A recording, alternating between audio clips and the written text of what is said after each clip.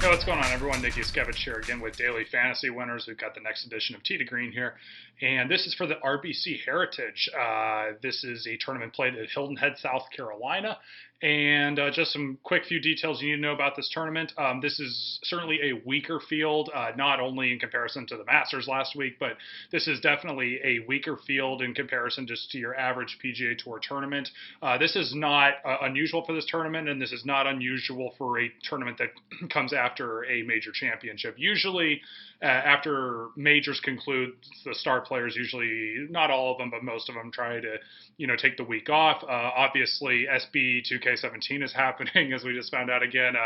Justin Thomas, Ricky Fowler, Jordan Spieth, and Smiley Coffin are down at Baker's Bay. So, people usually, they'd like to build up like kind of their season around the majors, and then they take a very short break after that. And this would be one of those weeks. So it's a weaker field this week. As you'll also notice in this field, there are a lot of shorter hitters. Just generally speaking, if you look at like the driving distance rankings, you'll notice a lot of the top drivers of the golf ball aren't in this field. And for the few that are, there usually are like the weaker players, in this field, or at least farther down outside like the top 50 of the world golf rankings, at least, if not farther. And so you'll understand why also that a lot of longer hitters choose not to play in this tournament. For one, I get into some details about the course in just a moment. And then just the last thing you want to know about this is just the cut rule. Just because we had a different cut rule at the Masters last week, we're back to like our traditional PGA Tour event where it's a full, I think there's like about 135 players in the field to choose from. Maybe it's like 140 if you include everybody, but it's about 135, 140 players, and it's the top 70 plus ties make the cut here. At Harbortown. And so let's dive into the details of the course. Harbortown Golf Links is the name of it in Hilton Head, South Carolina, like I said. It is a par 71, tipping out at 7,101 yards is what I've got here. There are 3 par 5s on the course as a result. Holes 2, 5, and 15. Number 2 is 502, number 5 is 540, and number 15 is 588. Nobody eagles 15. That's usually a 3-shot hole for everybody. And then for 2 and 5, hole 2 is usually, we see about 10 eagles or so on that hole, and it's certainly the easiest par 5 to eagle. And then number 5 is 540, and that one usually, it does depend on the conditions and the pin placements a little bit and how the weather plays out, but that usually we see about a handful of eagles on average every year.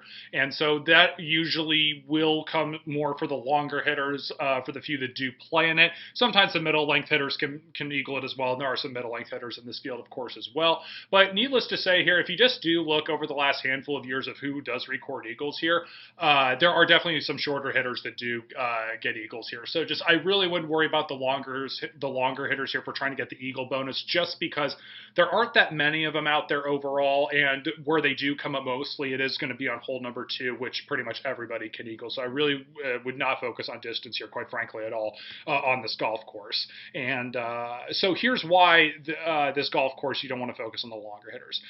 This course is on the Atlantic Ocean, but it is not like there are no holes that are actually along the coast. It's like basically just off the coast, and all the holes are very heavily wooded. They're winding through the trees, and really the last 2 holes are the only ones that are kind of a little bit more out in the open, where they're a little bit more exposed to the wind. But for the most part, you are just very heavily wooded on both sides, winding through trees throughout the entire course. It is a very tight golf course, one of the tightest on the entire tour. Also, the greens on this golf course are very small, but they're fairly easy as well. They're not, yes, they're PGA Tour greens. Like they do slope, and they're more tough than your average muni course. I don't mean to make it sound like they're easy, but in terms of by PGA standards, they are some of the easiest to putt on, and they're very small, like I said. So as we use this to feed into our strategy here, the statistics you mainly want to focus on here are strokes gained approaching the green. The reason why strokes gained approaching the green is because these greens are very small, and so accuracy certainly with your approach shots is very important. It's kind of interesting because like Augusta National last week, those have very big greens, but the reason why strokes gained approaching the green is so important there is because there are so many different sections with, like I said, like there's those small bowls or small sections where you really want to be below the hole, and so its precision with your irons is extremely important at Augusta. And it's just the same thing here, just kind of looks different when you see it on television. And so strokes gained approaching is important. Strokes gained putting is actually very important here as well. This is where, like I said, the easier the greens, the more important putting is. So this is where this would certainly come into play. And even strokes gained around the green, more you're scrambling and chipping, is this will come into play even a little bit. I usually don't like weighing that very that importance, just because, you know, usually if you want guys that are going to win the tournament for like your GPPs, you're hopefully not having to get up and down too much, especially on a course like this. But nevertheless, obviously you're going to have to do it a little bit, and it's important to weigh it in a little bit where it does show it to be statistically important. And this is one of those tournaments where it does come up. So those are the three stats: strokes gained approaching, strokes gained putting the most important, and then strokes gained around the green is a little bit important as well. If you want to dive into a little bit more specific, into some statistics specifically, with the approach shots, you can also focus mainly mid irons, short irons, and wedges. We're talking about maybe 175 yards and into like 75 yards. You're going to see a lot of wedge shots on the short par fours. You'll see a lot of short to mid irons on some of these par fours. There will be, in case also, there are all the par threes actually do have water on them, and they are more closer to that 190, 200 range, and there's water right by the green on pretty much all of them. And so there will be some long irons that do come into play in times, maybe occasionally on one or two of the par fours, but for the most part, you know, that's why I say use strokes gained approaching the green the most. And then if you want to focus a little bit more on some proximity things, you can look at the mid to short irons and wedges, because those will come into play a lot here, and it is important obviously with the small greens. And we have enough of a sample size also, I'll just say, for like how well is somebody's ball striking. You should look at historical numbers, but we do have enough sample size of 2017 that you can look at that as well, and it will be relevant certainly. And so the last thing I will say from a strategy standpoint, this is more toward your lineup building, is the top players in this field usually do very well here. This is not usually a high variance tournament. It can be a high variance tournament sometimes when the wind gets up, because what will happen is if you get winds that are like 20 to 25 miles per hour, you might think, well, wait a minute, the course is heavily wooded. Wouldn't the trees just block out the wind? Yes, it does block out the wind some, but what ends up happening is when it does blow, since there's just trees everywhere, not just on like one side of the hole, it gets really confusing actually telling sometimes which direction the wind is exactly blowing. It can swirl sometimes in the trees and just gets confusing.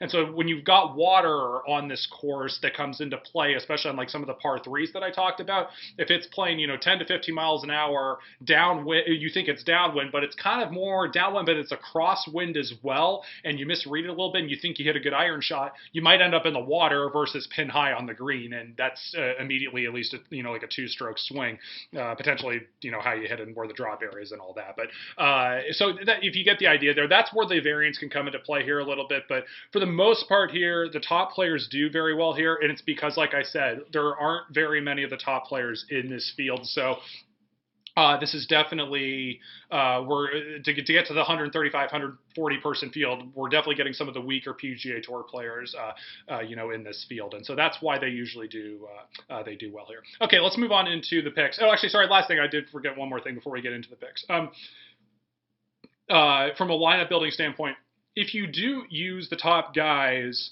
for the top pick here, I'll just get into this actually right now. Matt Kuchar's the most expensive at $11,500. I think he deserves to be the favorite in this, and and the course history does suggest this. Certainly, the way he's played here.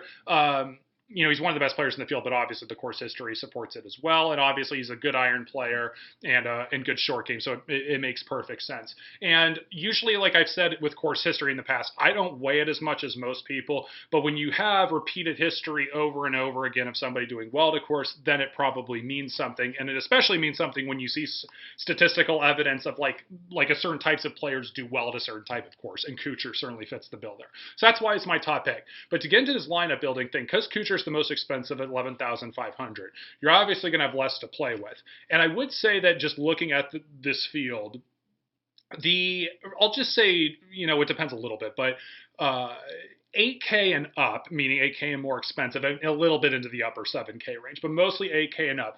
they are much stronger than like middle 7K, lower 7K, and 6K. There are a couple exceptions. It's not the perfect odds per dollar week. It's a little bit better than what it's been, but it's still not very good.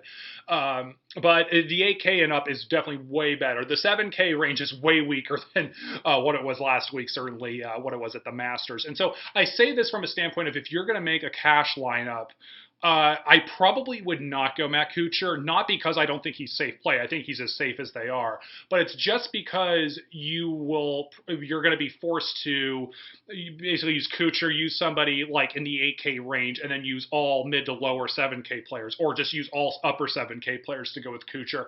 And that, from a cash standpoint, to make sure you get all 6 through the cut is a little bit risky in my opinion. I think getting 2 guys maybe in the 10K or 2 9K or 3 9K guys and then diving into the lower 8K, 7K range is a better play, just from trying to get all 6 through the cut. Certainly Kuchar and GPPs, absolutely, like 100% go for it. Not 100% exposure, but just, I'm just saying by all means go for it. But for Kuchar and cash, I mean, yes, if you think you can make the perfect lineup with them, then you can go for it, that's fine. But I would just say I think you're going to have a little bit of a better chance getting 6 of 6 through the cut not using Kuchar this week for your cash game. And he's just a little pricey at 11.5. If Kuchar was more like, 10.5, even 11 is a little bit better than 11.5. 11.5 is just a lot for him, just for what this field is and getting 6 through. Anyways, that's enough for that. And then the other person I'll mention here, I'll just dive down to the 9K range. I do like Kevin Kisner, 9,700, just because of the guys in this range. His course history isn't perfect. It's a little bit better as of late, and he's been a bit of a late bloomer. Try to say that fast. He's been a bit of a late bloomer, and he's been doing better here recently. And he's very good of strokes gained approaching, strokes gained around, and strokes gained putting this year. And the one thing I will also add is, obviously, if you guys noticed, Max made a video actually with the new putting tool, which was very well explained. He actually did it as well, if not better than I could. And so that was really good. And I highly advise you check that out. And the one thing he did point out is just, seeing like how you can see who's running hot this year and who's running cold.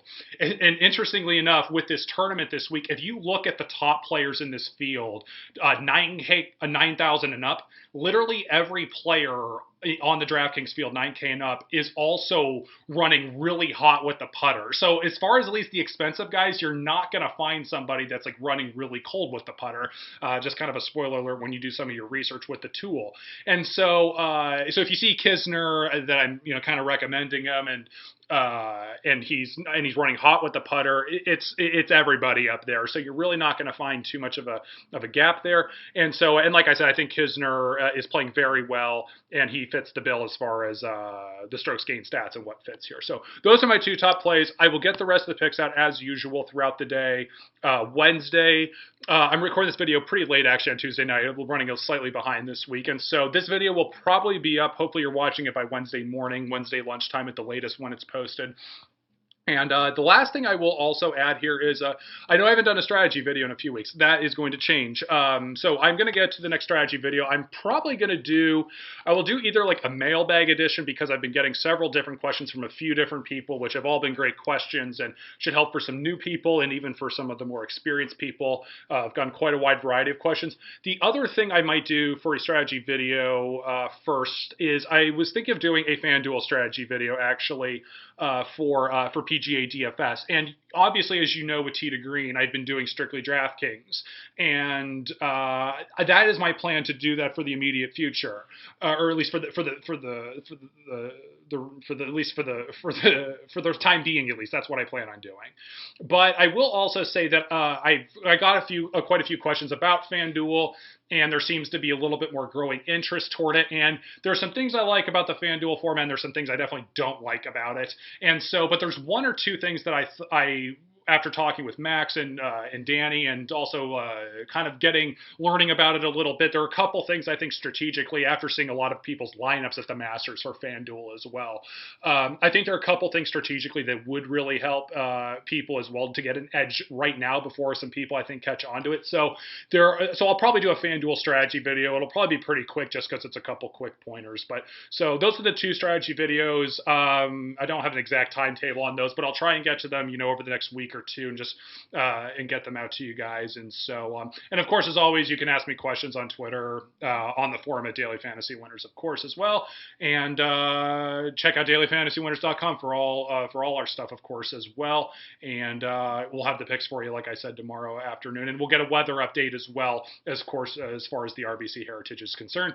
I'm at Nicky Skevich on Twitter. Daily Fantasy Winners is on Twitter at DFantasyWinners. And please remember to like and subscribe to our YouTube videos and our YouTube channel. All right, good luck, everybody.